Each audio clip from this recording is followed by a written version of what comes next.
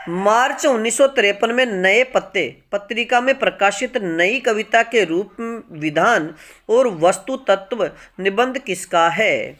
यानी मार्च 1953 में नए पत्ते पत्रिका में प्रकाशित नई कविता के रूप विधान और वस्तु तत्व निबंध किसका है? तो इसका सही उत्तर होगा भारत भूषण अग्रवाल का।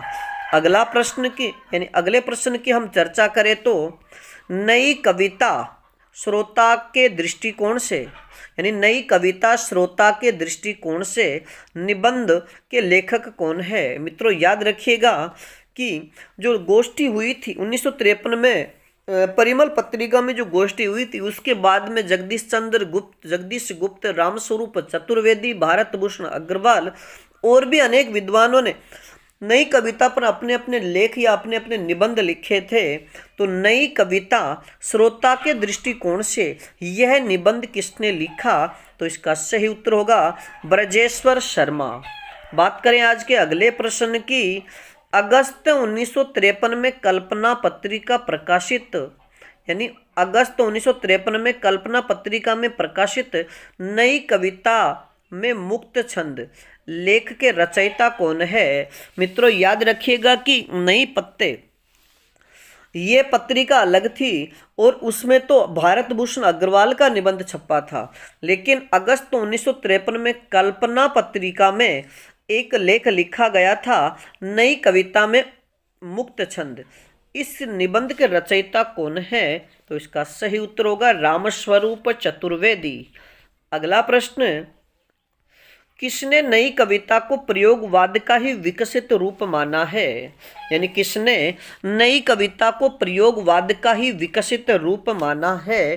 तो इसका सही उत्तर होगा मुकुटधर पांडेय ने। मित्रों याद रखिएगा कि मुकुटधर पांडेय ने नई कविता को प्रयोगवाद का ही विकसित रूप माना है।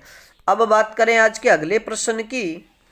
गिरिजा कुमार माथुर एवं बालकृष्ण राव ने छायावाद के पश्चात लिखी गई समस्त कविताओं को क्या नाम दिया है? गिरिजा कुमार माथुर एवं बालकृष्ण राव ने छायावाद के पश्चात लिखी गई समस्त कविताओं को क्या नाम दिया? तो इसका सही उत्तर होगा नई कविता। अब बात करें आज के अगले प्रश्न की। किसने नई कविता को प्रयोगवाद का छद्म रूप कहा है? मित्रों याद रखिएगा ये बहुत ही महत्वपूर्ण प्रश्न है। ये पंक्ति आपसे परीक्षा में पूछी भी जा सकती है कि किसने नई कविता को प्रयोगवाद का छद्म रूप कहा है? तो इसका सही उत्तर होगा नामवर सिंह एवं रामविलास शर्मा। अगले प्रश्न की बात करें तो लघु मानव के बहाने नई कविता पर एक बहस। लघु मानव के बहाने नई कविता पर एक बहस निबंध के रचयिता कौन है? तो इसका सही उत्तर होगा विजय देव नारायण शाही। अब बात करें अगले प्रश्न की। नई कविता का आत्मसंघर्ष। नई कविता का आत्मसंघर्ष लेख के रचयिता कौन है? तो इसका सही उत्तर होगा मुक्तिबोध। और मित्रों आप सभी से एक प्रश्न कि मुक्तिबोध का पूरा नाम क्या है? यानी मुक्तिबोध का पूरा नाम क्या है? तो आप इस प्रश्न का उत्तर हमें कमेंट्स में जरूर दीजिएगा। अब बात करें आज के अगले प्रश्न की। छायावाद के पतन के एकदम बाद 1937 ईस्वी से ही नई कविता का आरंभ हो गया था, ऐसा किसने माना है? यानी छायावाद के पतन के एकदम बाद 1937 से ही नई कविता का आरंभ हो गया था, ऐसा किसने माना है? या ये मानने वाले विद्वान कौन है कि 1937 के यानी जैसे ही छायावाद का अंत हुआ उसी समय से ही नई कविता का आरंभ हो गया था? तो इसका सही उत्तर होगा नंद दुलारे वाजपेयी और बालकृष्ण राव। मित्रों याद रखिएगा कि नंद दुलारे वाजपेयी और बालकृष्ण राव ने कहा है कि जैसे ही छायावाद का पतन हुआ 1936 में, तो 1937 के बाद में जो भी कविताएं लिखी गई उन कविताओं को नई कविता का नाम दिया गया। अब बात करें आज के अगले प्रश्न की। लक्ष्मीकांत वर्मा ने नई कविता का आरंभ कब से माना है? मित्रों नई कविता के विषय में विभिन्न विद्वानों के मत भी अलग अलग है, तो आप तो न लक्ष्मीकांत वर्मा ने नई कविता का आरंभ कब से माना है? तो इसका सही उत्तर होगा 1951 में दूसरे सप्तक के प्रकाशन से। मित्रों याद रखिएगा कि सच्चिदानंद हीरानंद वात्स्यायन ने जो दूसरा सप्तक निकाला था 1951 में, उसी से नई कविता का आरंभ लक्ष्मीकांत वर्मा ने माना है। अगला प्रश्न, नई कविता प्रगतिवाद और प्रयोगवाद दोनों की विरासत से निर्मित संश्लेषण की कविता है। यह किसका कथन है? यानी नई कविता प्रगतिवाद और प्रयोगवाद दोनों की विरासत से निर्मित संश्लेषण की कविता है। यह किसका कथन है? तो इसका सही उत्तर होगा गिरिजा कुमार माथुर और रामस्वरूप चतुर्वेदी। बात करें आज के अगले प्रश्न की। डॉक्टर रामविलास शर्मा नई कविता की शुरुआत कब से मानते हैं? डॉक्टर रामविलास शर्मा नई कविता की शुरुआत कब से मानते हैं? तो इसका सही उत्तर होगा 1954 में नई कविता नामक पत्रिका के प्रकाशन से।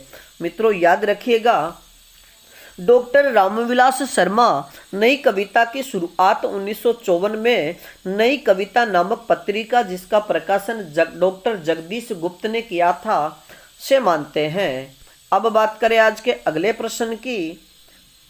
नई कविता संपूर्ण जीवन की कविता है। केवल महिमाशाली अंशों तक वह अपने को सीमित नहीं रखती। यानी नई कविता संपूर्ण जीवन की कविता है, केवल महिमाशाली अंशों तक वह अपने को सीमित नहीं रखती।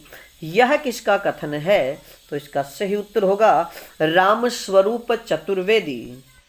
अगला प्रश्न, कविता में नवीनता की उत्पत्ति सच्ची कविता लिखने की आकांक्षा से होती है।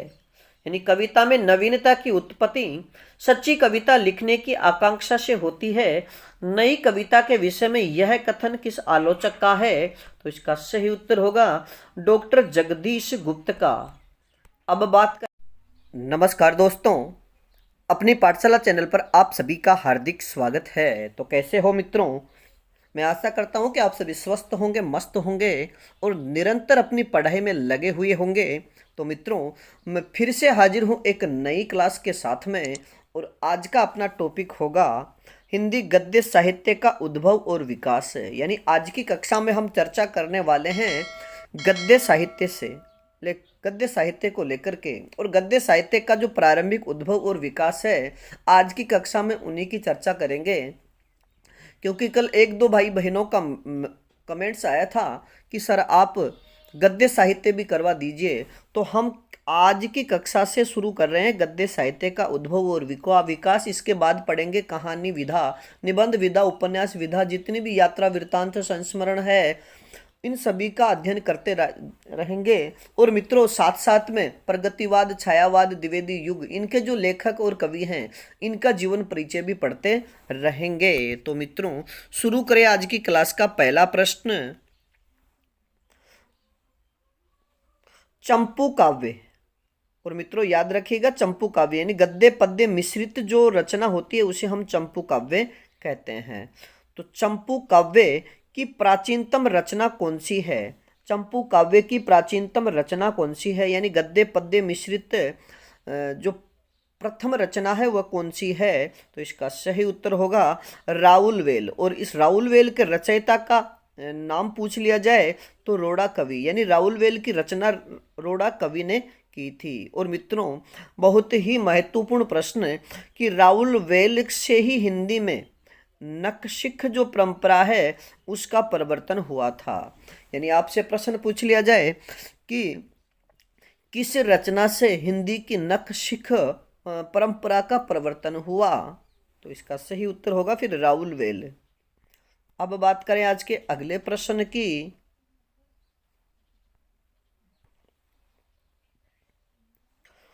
उक्ति व्यक्ति प्रकरण के लेखक कौन हैं? उक्ति व्यक्ति प्रकरण के लेखक कौन हैं? तो इसका सही उत्तर होगा दामोदर शर्मा। मित्रों याद रखिएगा कि उक्ति व्यक्ति प्रकरण भी एक गद्य रचना है और इसके लेखक दामोदर शर्मा है।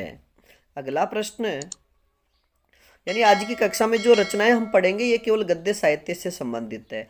मैथिली हिंदी में रचित गद्य की पुस्तक वर्ण रत्नाकर के लेखक कौन है? यानी मैथिली हिंदी में रचित गद्य की पुस्तक वर्ण रत्नाकर के लेखक कौन है? तो इसका सही उत्तर होगा ज्योतिश्वर ठाकुर। मित्रों याद रखिएगा कि जो वर्ण रत्नाकर रचना है ये व्याकरण संबंधी रचना है, और वर्ण रत्नाकर को मैथिली का विश्वकोश भी कहा जाता है। अगर आपसे प्रश्न पूछ लिया जाए कि निम्न में से कौन सी रचना को मैथिली का विश्वकोश कहा जाता है, तो फिर इसका सही उत्तर होगा वर्ण रत्नाकर। अगला प्रश्न, ब्रज भाषा में रचित गद्य की प्रमुख भक्तिकालीन रचनाएं कौन कौन से हैं? यानी ब्रज भाषा में रचित गद्य की प्रमुख भक्तिकालीन रचनाएं कौन कौन सी है? तो मित्रों इस प्रश्न का सही उत्तर होगा, यानी ये जो रचनाएं मैंने नीचे लिखी है ये सारी की सारी रचनाएं ब्रज भाषा में होने के साथ साथ ये गद्य की रचनाएं भी है। तो सबसे पहले रचना की बात करें तो श्रृंगार रस मंडल। मित्रों ये श्रृंगार शब्द ये टाइपिंग की वजह से थोड़ा मिस्टेक हो रहा है इसमें, तो श्रृंगार जो शब्द होगा ये शुद्ध रूप से ये जो रे लगा है ना यहाँ पर, ये रे नहीं आएगा यहाँ, यानी सीधा लिखा जाएगा श्रृंगार। तो आप शुद्ध रूप से भी याद रखिएगा कि श्रृंगार शब्द शुद्ध कैसे लिखा जाता है। तो श्रृंगार रस मंडन, ये मंडन की रचना गोस्वामी विठल नाथ ने की थी। यानी श्रृंगार रस मंडन की रचना गोस्वामी विठल नाथ ने की। सिद्धांत विचार की बात करें तो यह ध्रुव दास की रचना है, और अष्टयाम की रचना नाभादास ने की थी, और ये प्रश्न भी बार बार परीक्षा में पूछा जाता है। और परमार्थ वचनिका जो गद्य रचना है ब्रजभाषा की, इसके रचयिता बनारसी दास जैन हैं। तो इन चारों रचनाओं को याद रखिएगा कि ये ब्रजभाषा में रचित गद्य की प्रमुख रचनाएं हैं। अगला प्रश्न, खड़ी बोली गद्य का प्रारंभिक रूप कहाँ से मिलता है? खड़ी बोली गद्य का जो प्रारंभिक रूप है वह कहाँ से मिलता है? तो इसका सही उत्तर होगा दक्षिणी भारत से। मित्रों याद रखिएगा कि दक्षिणी भारत में मुल्ला वजही ने सर्वप्रथम खड़ी बोली में गद्य की रचना की थी, इसलिए खड़ी बोली में दक्षिणी प्रारंभिक रूप की बात कर ली जाए तो दक्षिणी भारत में इसका उद्भव हुआ, और वहाँ के जो लेखक थे मुल्ला वजही, उन्होंने खड़ी बोली में सर्वप्रथम गद्य में रचना की थी। अब बात करें अगले प्रश्न की, उत्तर भारत में खड़ी बोली गद्य की प्रथम रचना कौन सी है? उत्तर भारत में खड़ी बोली गद्य की प्रथम रचना कौन सी है? तो इसका सही उत्तर होगा चंद छंद वर्णन की महिमा। मित्रों याद रखिएगा कि अकबर के दरबारी कवि गंग द्वारा 1570 में एक रचना लिखी गई जो खड़ी बोली में गद्य की प्रथम रचना मानी जाती है, और उस रचना का नाम है चंद छंद वर्णन की महिमा, जो उत्तर भारत की प्रथम खड़ी बोली की रचना मानी जाती है। और अगर पूर्वी भाग की बात करें कि खड़ी बोली के गद्य से पूर्वी या पूर्व हिंदी में ब्रजभाषा में गद्य का अव्यवस्थित रूप मिलता है। यानी पूर्वी हिंदी की बात करें तो इसमें गद्य का कोई उल्लेख नहीं मिलता, और उल्लेख मिलता भी तो वो अव्यवस्थित है। अगला प्रश्न, दक्षिणी गद्य की प्रमुख रचनाएं कौन कौन सी है? दक्षिणी गद्य की प्रमुख रचनाएं यानी प्रमाणिक जो रचनाएं हैं वो कौन कौन सी हैं? तो इसका सही उत्तर होगा मेराजुल। और मित्रों इसके रचयिता, रचना का नाम है मेराजुल, और इसके रचयिता की बात करें तो गेसु दराज। यानी मेराजुल जो गद्य की रचना है दक्षिणी गद्य की, इसके रचयिता गेसु दराज हैं। और फिर अगली रचना की बात करें तो कलमीतुल हकायक, ये जो गद्य की रचना है इसके रचयिता की बात करें तो बुरहानुद्दीन जानम इसके रचयिता है। अगला प्रश्न,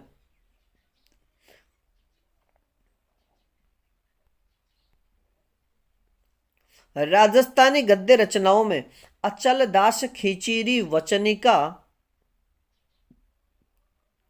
का लेखक कौन है? यानी राजस्थानी गद्य रचनाओं में अचल दास खिचीरी वचनिका के लेखक कौन है? तो मित्रों इसका सही उत्तर होगा शिवदास चारण। यानी राजस्थानी गद्य रचनाओं की अगर आपसे प्रश्न पूछ लिया जाए कि राजस्थानी में गद्य प्राप्त गद्य रचना कौन सी है, तो अचल दास खिचड़ी वचनिका, और इसके लेखक शिवदास चारण। अब बात करें आज के अगले प्रश्न की।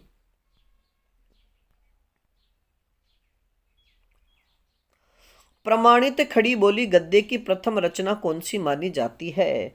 प्रमाणित खड़ी बोली गद्य की प्रथम रचना कौन सी मानी जाती है? तो इसका सही उत्तर होगा भाषा योग वशिष्ठ।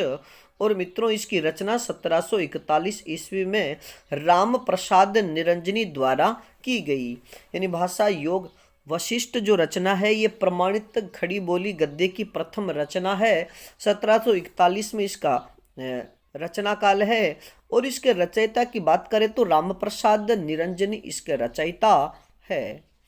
अगला प्रश्न, आधुनिक खड़ी बोली हिंदी गद्य का जनक किसे माना जाता है? आधुनिक खड़ी बोली हिंदी गद्य का जनक किसे माना जाता है? तो इसका सही उत्तर होगा भारतेंदु हरिश्चंद्र।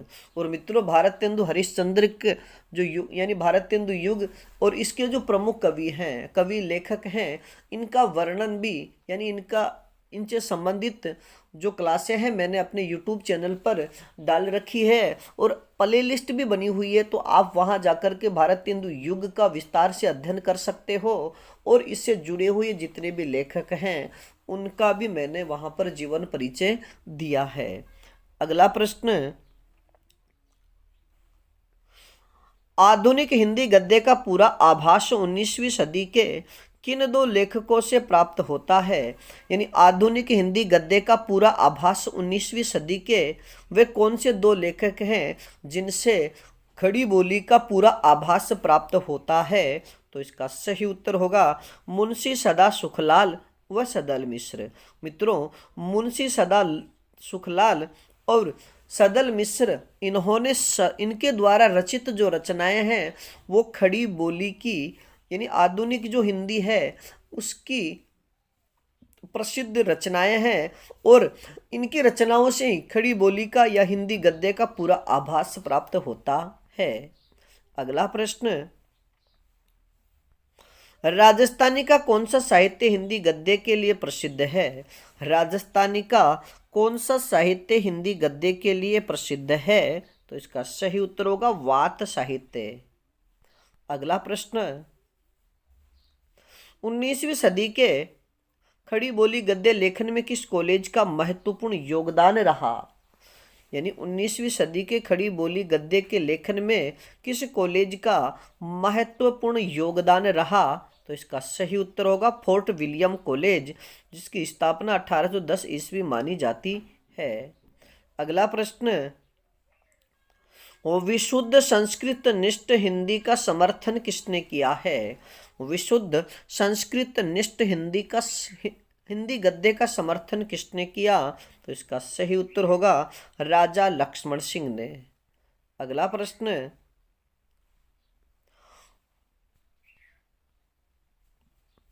पद्म पुराण रचना के रचयिता कौन है? यानी पद्म पुराण भाषानुवाद रचना के रचयिता कौन है? तो इसका सही उत्तर होगा पंडित दौलत राम। अगला प्रश्न, गोस्वामी गोकुल नाथ द्वारा ब्रजभाषा गद्य में रचित पुस्तक कौन कौन सी है? यानी गोस्वामी गोकुल नाथ द्वारा ब्रजभाषा गद्य में रचित पुस्तकें कौन कौन सी है? तो इसका सही उत्तर होगा 84 वैष्णवन की वार्ता और दूसरी रचना है 252 वैष्णवन की वार्ता।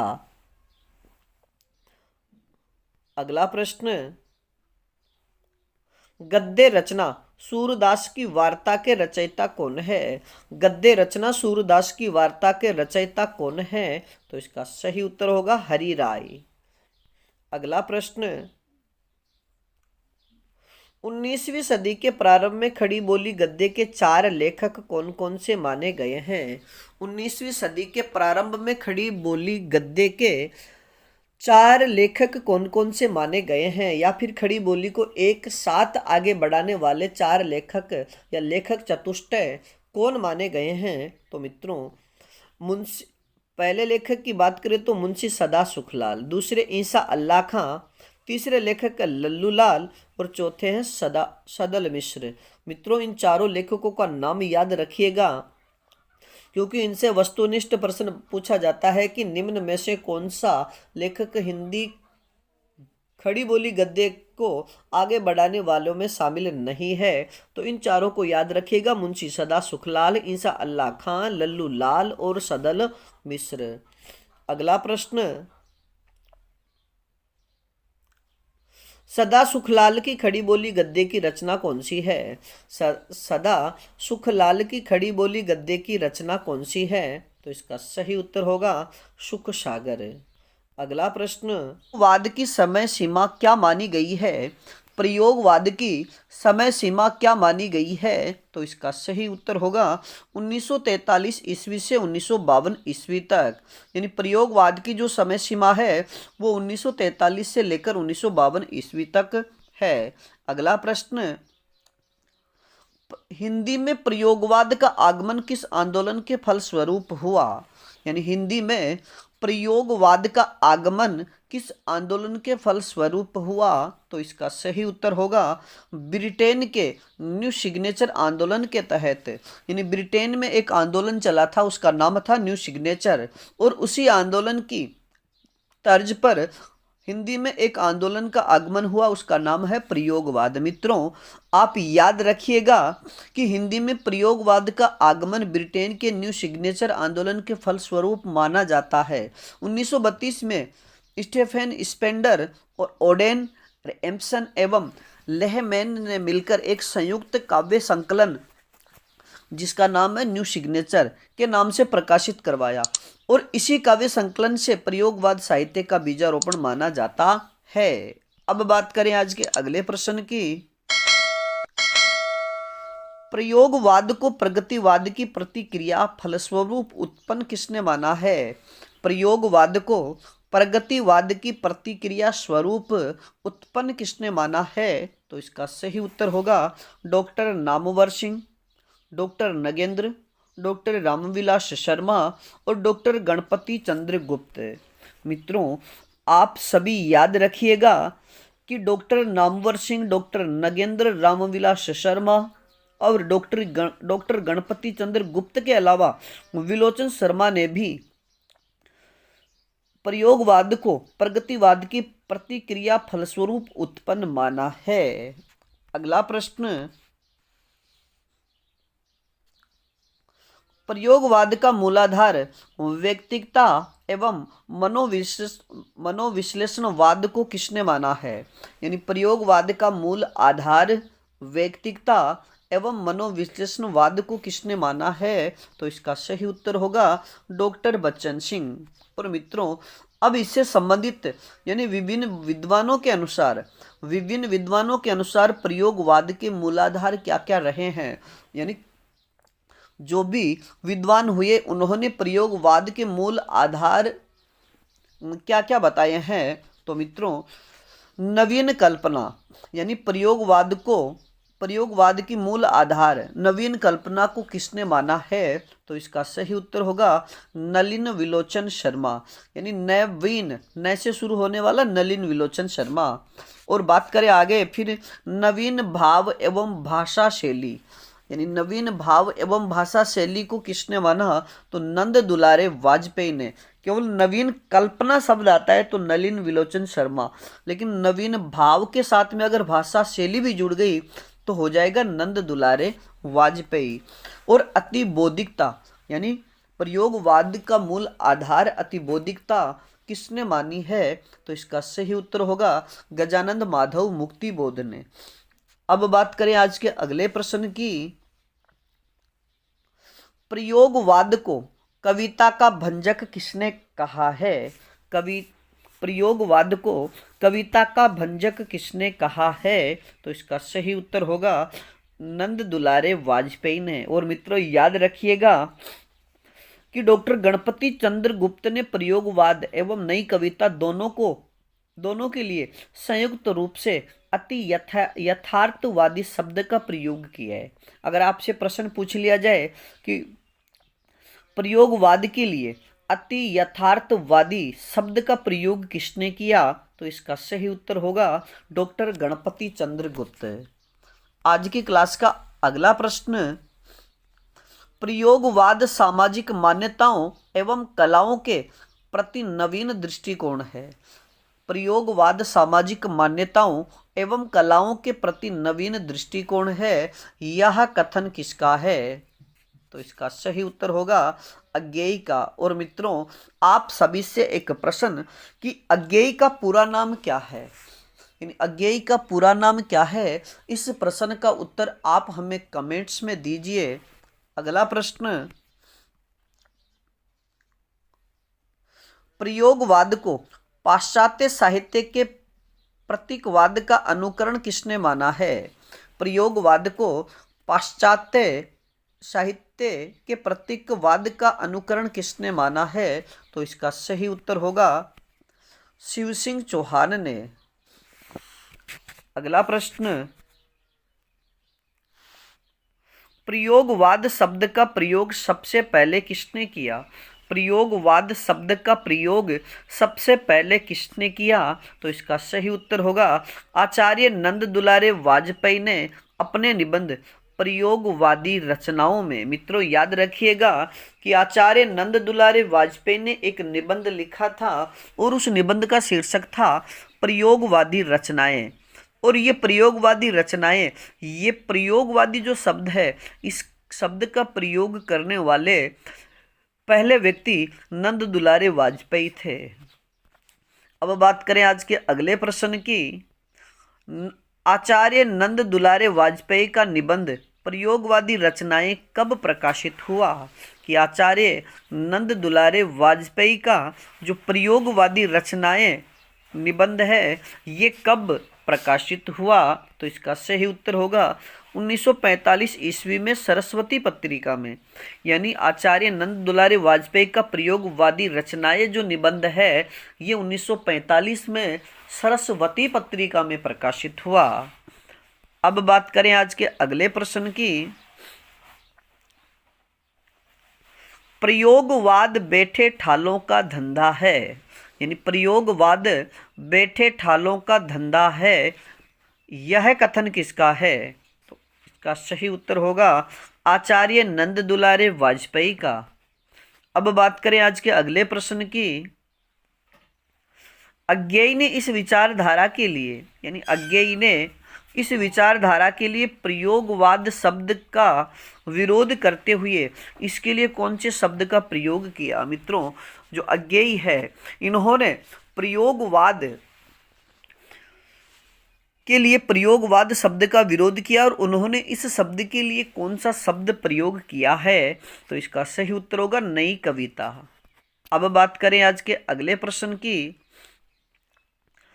प्रयोगवाद का प्रवर्तन अज्ञेय के द्वारा संपादित प्रथम तार सप्तक से माना जाता है। प्रथम तार सप्तक का प्रकाशन कब हुआ। यानी प्रयोगवाद का जो प्रवर्तन है, यह सच्चिदानंद हीरानंद वात्स्यायन अज्ञेय के द्वारा संपादित प्रथम तार सप्तक से माना जाता है। तो मित्रों, आप हमें बताइएगा कि प्रथम तार सप्तक का प्रकाशन कब हुआ, तो इसका सही उत्तर होगा 1943 ईस्वी में।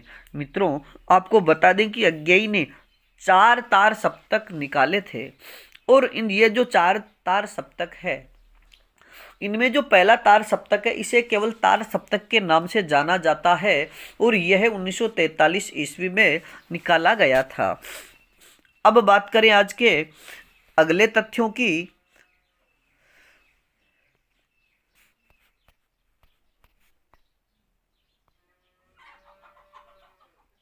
यानी अज्ञेय द्वारा संपादित तार सप्तक निम्न प्रकार हैं। यानी अज्ञेय द्वारा जो तार सप्तक निकाले गए वह निम्न है। तार सप्तक, यानी पहला सप्तक जिसको कहा जाता है, इसे केवल तार सप्तक के नाम से जाना गया, जो 1943 ईस्वी में प्रकाशित हुआ। और मित्रों, तार सप्तक का सीधा सा अर्थ है कि इसमें जो भी कवि है, यानी इसमें 7 कवियों को, जो 4 सप्तक है, पहला सप्तक इसमें भी 7 कवि, दूसरे में भी 7, तीसरे में भी 7, यानी प्रत्येक सप्तक में 7 कवियों को एक समान सी मिलती जुलती भाव बोध वाली रचनाओं को शामिल किया गया है। तो तार सप्तक ये 1943 में प्रकाशित हुआ। दूसरे सप्तक की बात करें तो ये 1951 में प्रकाशित हुआ। तीसरे सप्तक की बात करें तो ये 1959 में, और चौथे सप्तक की बात करें तो ये 1979 में प्रकाशित हुआ। और मित्रों, तार सप्तक के जो कवि हैं और चारों तार सप्तकों के कवियों का विवरण हम आपके लिए एक ट्रिक के माध्यम से समझाने की कोशिश करेंगे। और इसके लिए आपके लिए यानी तार सप्तक के जितने भी कवि हैं इनकी एक अलग से क्लास आपके लिए बना देंगे, और वो भी एक ट्रिक के साथ में, जिससे सारे के सारे कवि आपको याद हो जाएंगे। अब बात करें आज के अगले प्रश्न की। तार सप्तक मूलतः किसके मस्तिष्क की उपज थी? यानी तार सप्तक मूलतः किसके मस्तिष्क की उपज थी? तो इसका सही उत्तर होगा प्रभाकर माचवे। मित्रों, जो तार सप्तक है ये मूलतः प्रभाकर माचवे की मस्तिष्क की उपज थी, लेकिन इसका जो प्रवर्तक है, परंतु इसके प्रवर्तक या संपादक अज्ञेय रहे। अब बात करें आज के अगले प्रश्न की। प्रयोगवाद हमारे लिए साध्य नहीं अपितु साधन है। प्रयोगवाद हमारे लिए साध्य नहीं अपितु साधन है, यह कथन किसका है? तो इसका सही उत्तर होगा सच्चिदानंद हीरानंद वात्स्यायन अज्ञेय का। यानी अज्ञेय ने कहा है कि प्रयोगवाद हमारे लिए साध्य नहीं अपितु दूसरा साधन है। एक तो नवीन जीवन तथ्यों को जानने समझने का, तथा दूसरा नवीन भाषा शैली एवं नवीन उपमानों का उन्हें अभिव्यक्त करने का यह एकमात्र साधन है। बात करें अगले। कवि केशव की रामचंद्रिका को छंदों का अजायब घर किसने कहा है? कवि केशव की रामचंद्रिका को छंदों का अजायब घर किसने कहा है? तो इसका सही उत्तर होगा डॉक्टर रामस्वरूप चतुर्वेदी ने। मित्रों, याद रखिएगा, अगर सीधा प्रश्न पूछ लिया जाए कि कवि केशव की किस रचना को छंदों का अजायब घर कहा जाता है, तो रामचंद्रिका। और रामचंद्रिका को छंदों का अजायब घर किसने कहा? तो डॉक्टर रामस्वरूप चतुर्वेदी ने। अगला प्रश्न, आधुनिक काल का जनक और हिंदी गद्य का प्रवर्तक किसे माना जाता है? आधुनिक काल का जनक और हिंदी गद्य का प्रवर्तक किसे माना जाता है? तो इसका सही उत्तर होगा भारतेंदु हरिश्चंद्र। अगला प्रश्न,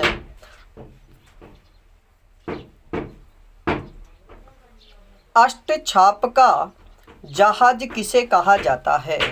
अष्टछाप का जहाज किसे कहा जाता है? तो इसका सही उत्तर होगा कवि सूरदास को। मित्रों, याद रखिएगा कि अष्टछाप का जहाज सूरदास को कहा जाता है, लेकिन आप सभी से एक प्रश्न कि सूरदास को अष्टछाप का जहाज किसने कहा है और अष्टछाप की स्थापना कब की गई? तो इस प्रश्न का उत्तर आप हमें कमेंट्स में दीजिएगा। अगला प्रश्न, अपभ्रंश का वाल्मीकि किसे कहा जाता है? अपभ्रंश का वाल्मीकि किसे कहा जाता है? तो इसका सही उत्तर होगा स्वयंभू को। और मित्रों, याद रखिएगा कि स्वयंभू की जो रचना है उसका नाम है पवुम चर्यू, जिसमें राम कथा का वर्णन है। इस वजह से उसे यानी स्वयंभू को अपभ्रंश का वाल्मीकि कहा जाता है। अगला प्रश्न, अवधी भाषा की पहली रचना कौन सी मानी जाती है? अवधी भाषा की पहली रचना कौन सी मानी जाती है? तो इसका सही उत्तर होगा चंदायन। और मित्रों, चंदायन के रचयिता की बात करें तो चंदायन के रचयिता मुल्ला दाऊद हैं। अगला प्रश्न है, विशुद्ध संस्कृत निष्ठ हिंदी के समर्थक कौन थे? विशुद्ध संस्कृत निष्ठ हिंदी के समर्थक कौन थे? तो इसका सही उत्तर होगा राजा लक्ष्मण सिंह। अगला प्रश्न है, हिंदी शब्द किस भाषा का शब्द है? हिंदी किस भाषा का शब्द है? तो इसका सही उत्तर होगा फारसी भाषा का। और मित्रों याद रखिएगा कि जो हिंदी शब्द है यह किसने दिया है? तो हिंदी शब्द देने वाले ईरानी थे। ईरानियों ने हिंदी शब्द दिया है और यह फारसी भाषा का शब्द है। अगला प्रश्न, किस भाषा को कोसली और बेसवाड़ी भी कहा जाता है? किस भाषा को कोसली या बेसवाड़ी भी कहा जाता है? तो इसका सही उत्तर होगा अवधी भाषा को। अगला प्रश्न, साहित्य की दृष्टि से हिंदी के महत्वपूर्ण बोली कौन सी है? साहित्य की दृष्टि से हिंदी की महत्वपूर्ण बोली कौन सी है? तो इसका सही उत्तर होगा ब्रज भाषा। मित्रों याद रखिए, ब्रज भाषा में जितना साहित्य लिखा गया और उतना साहित्य और किसी भाषा में नहीं लिखा गया। अब बात करें आज के अगले प्रश्न की। आलवार संतों को वैष्णव तो नैनवार संतों को क्या कहा जाता है? सबसे पहला प्रश्न तो ये बनेगा कि आलवार संतों को क्या कहा जाता है? तो वैष्णव, या वैष्णवों को दक्षिण भारत में किस नाम से जाना जाता है? आलवार संत। तो नैनवार संतों को क्या कहा जाता है? तो इसका सही उत्तर होगा शैव। और मित्रों आप सभी से प्रश्न की शैव किन्हें कहा जाता है? अगला प्रश्न, हिंदी को गंवारू बोली कहकर किसने उर्दू का समर्थन किया था? यानी हिंदी को गंवारू बोली कहकर किसने उर्दू का समर्थन किया? तो इसका सही उत्तर होगा राजा शिव प्रसाद सितारे हिंद। अगला प्रश्न, फोर्ट विलियम कॉलेज की स्थापना कब की गई? फोर्ट विलियम कॉलेज की स्थापना कब की गई?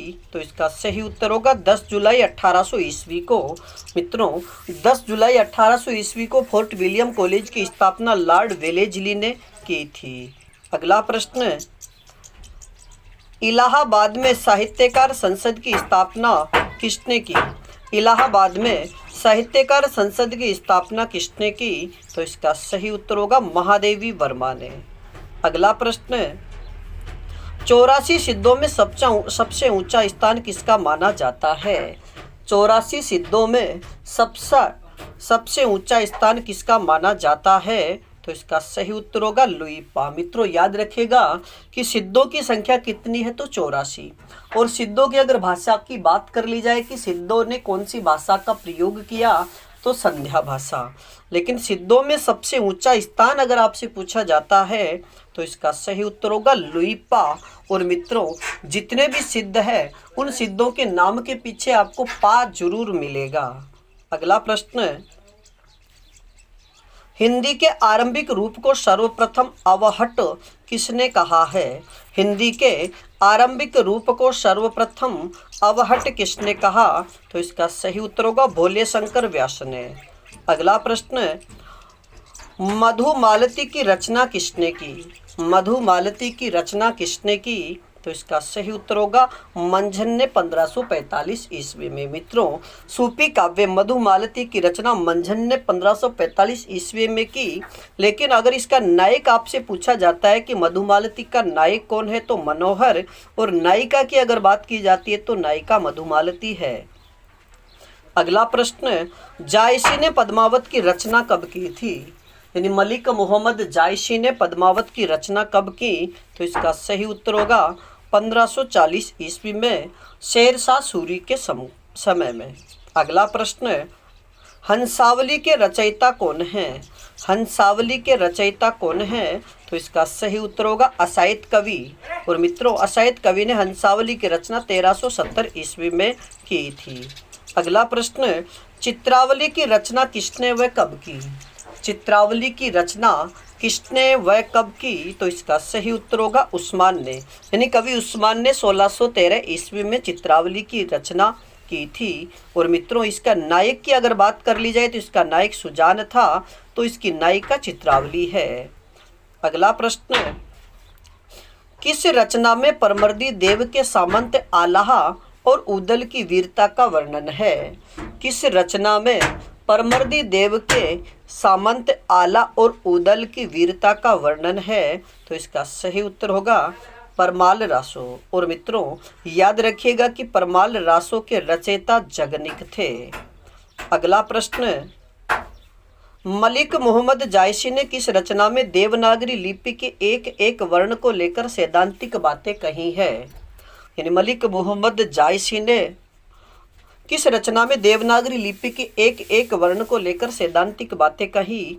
तो इसका सही उत्तर होगा अखरावट में। और मित्रों, आप सभी से एक प्रश्न कि मलिक मोहम्मद ने अपनी किस रचना में कयामत का वर्णन किया है?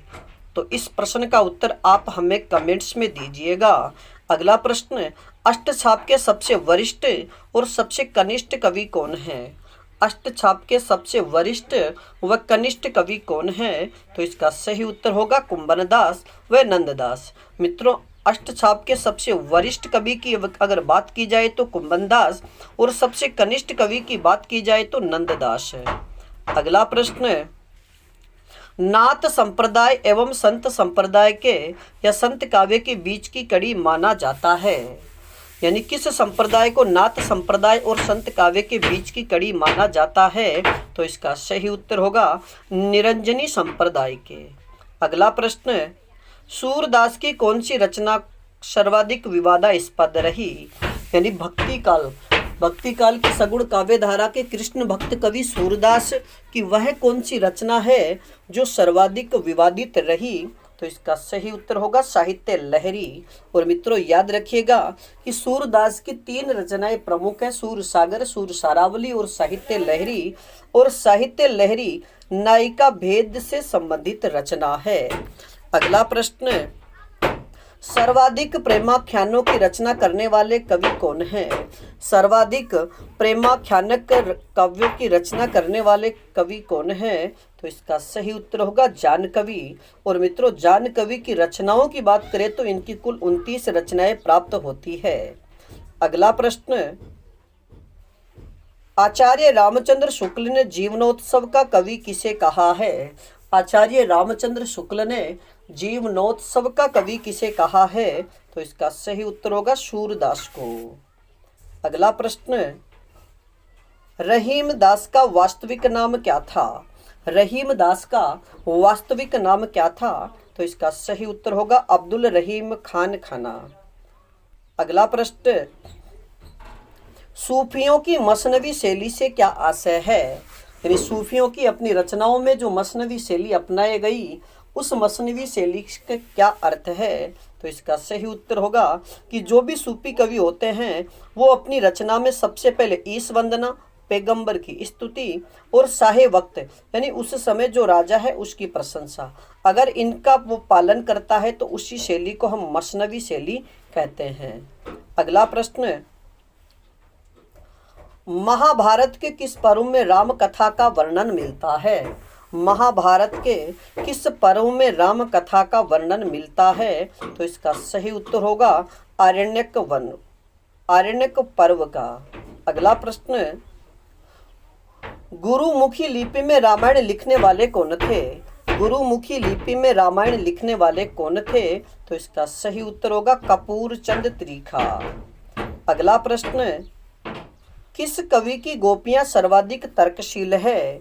किस कवि की गोपियां यानी वह कवि कौन है जिन्होंने भ्रमर गीत लिखा है और भ्रमर गीत में वे गोपियां अधिक तर्कशील है? तो इसका सही उत्तर होगा नंददास। और मित्रों, आप सभी से एक प्रश्न कि नंददास की जो उद्धव और गोपियों के बीच में जो वार्तालाप हुआ वह रचना किस नाम से है? तो इसका उत्तर आप हमें कमेंट्स में दीजिएगा। अगला प्रश्न, कवि आलम की प्रेमिका का नाम क्या था? कवि आलम की प्रेमिका का नाम क्या था? तो इसका सही उत्तर होगा शेख रंगरेजिन। मित्रों, याद रखिएगा कि शेख रंगरेजिन मुस्लिम समुदाय से थी तो आलम हिंदू संप्रदाय में, हिंदू धर्म में ब्राह्मण जाति से थे। अगला प्रश्न, भाषा भूषण के रचयिता कौन हैं? भाषा भूषण के रचयिता कौन हैं? तो इसका सही उत्तर होगा जसवंत सिंह। और मित्रों, याद रखिएगा कि भाषा भूषण में कुल 212 दोहे हैं। अगला प्रश्न, भारतेंदु हरिश्चंद्र उर्दू में किस नाम से रचनाएं लिखते थे? भारतेंदु हरिश्चंद्र उर्दू में किस नाम से रचनाएं लिखते थे? तो इसका सही उत्तर होगा रस्सा उपनाम से। अगला प्रश्न,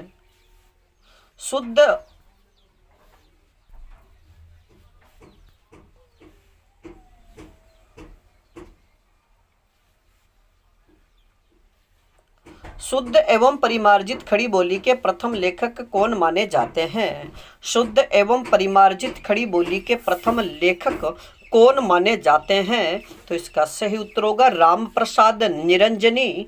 और मित्रों, अगर राम प्रसाद निरंजनी की रचना की बात की जाती है तो इनकी रचना का नाम है भाषा योग वशिष्ठ, जो 1741 ईस्वी में लिखी गई।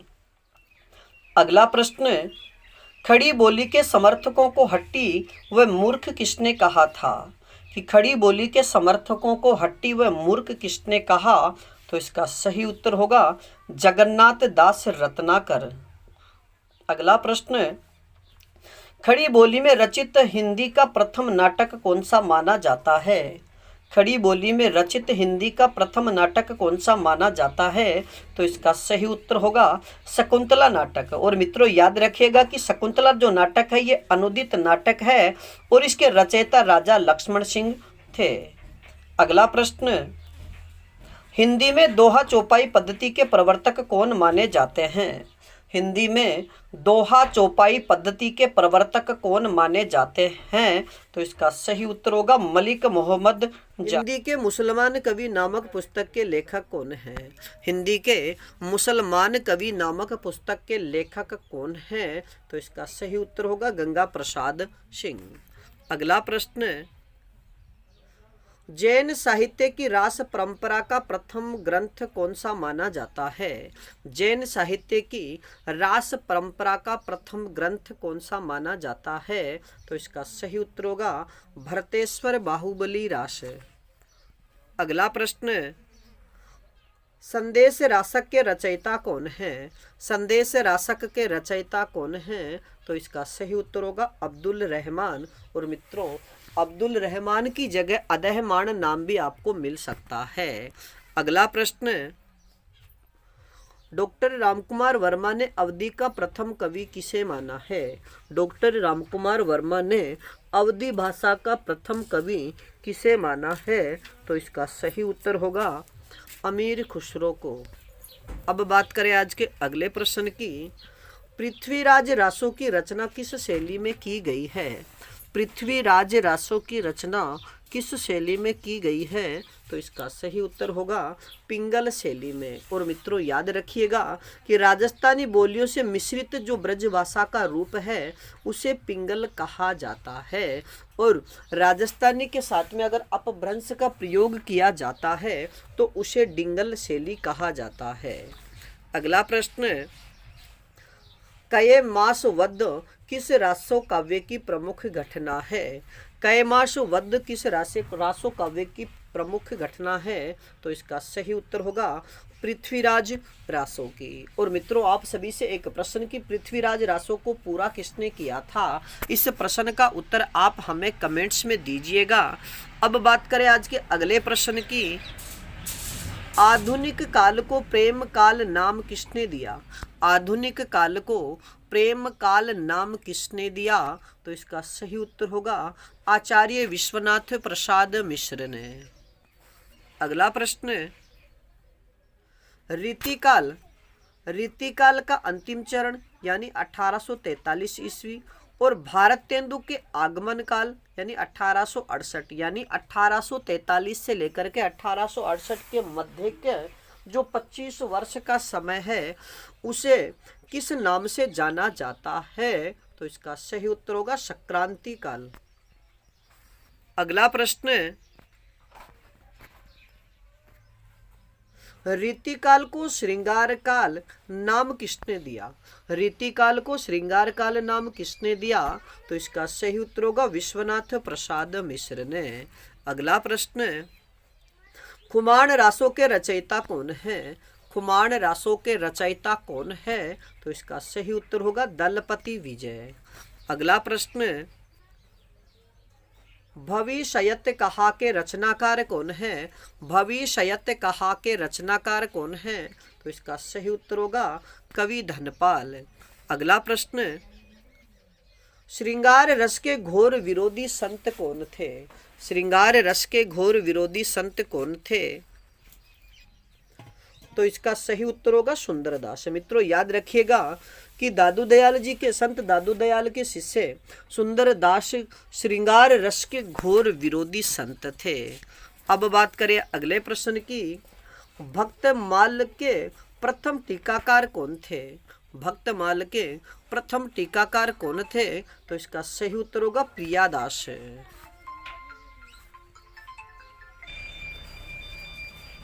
यानी भक्तमाल के प्रथम टीकाकार कौन थे? तो इसका सही उत्तर होगा प्रियादास।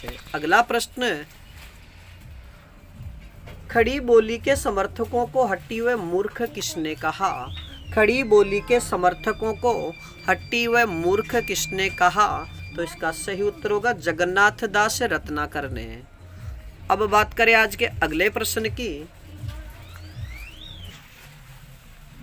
शुद्ध एवं परिमार्जित खड़ी बोली के प्रथम लेखक कौन है?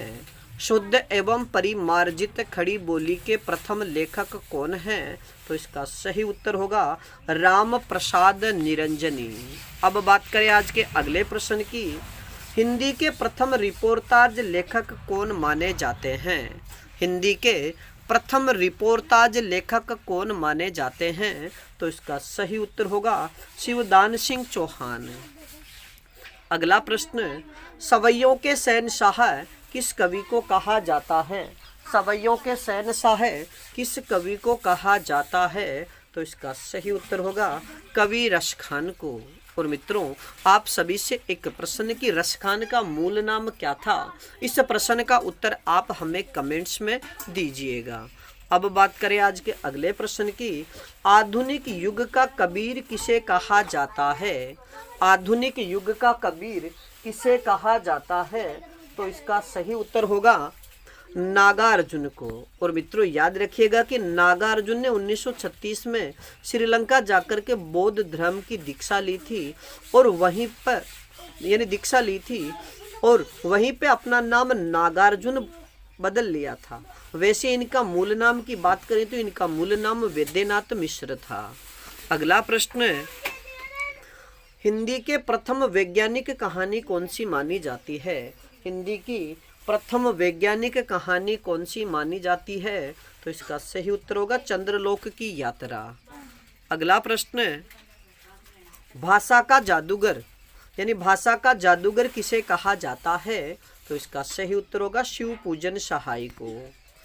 अगला प्रश्न, आचार्य रामचंद्र शुक्ल ने छायावाद का जनक किसे कहा है? आचार्य रामचंद्र शुक्ल ने छायावाद का जनक किसे कहा है? तो इसका सही उत्तर होगा मुकुटधर पांडेय।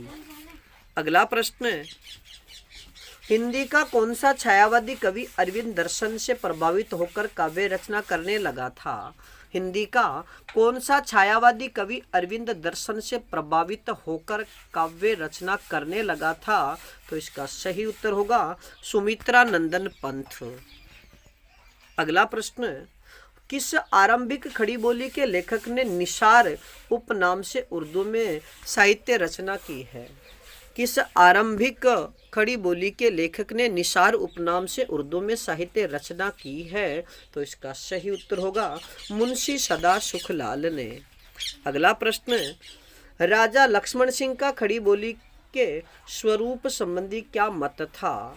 यानी राजा लक्ष्मण सिंह का जो खड़ी बोली है उसके विषय में क्या मत था?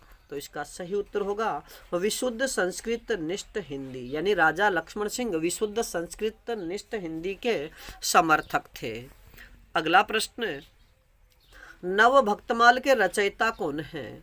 नव भक्तमाल के रचयिता कौन है? तो इसका सही उत्तर होगा राधाचरण गोस्वामी। अगला प्रश्न, हमारो उत्तम भारत देश नामक कविता की रचना किसने की? हमारो उत्तम भारत देश कविता की रचना किसने की? तो इसका सही उत्तर होगा राधाचरण गोस्वामी ने। तो मित्रों आज के लिए इतना ही, बाकी फिर मिलेंगे एक नए टॉपिक के साथ में। तब तक आप अपने अध्ययन में जुटे रहिएगा और अपनी पाठशाला बाय BN सर चैनल पर नए हो तो हमारे चैनल को लाइक, सब्सक्राइब और अपने मित्रों तक शेयर जरूर कीजिएगा। धन्यवाद।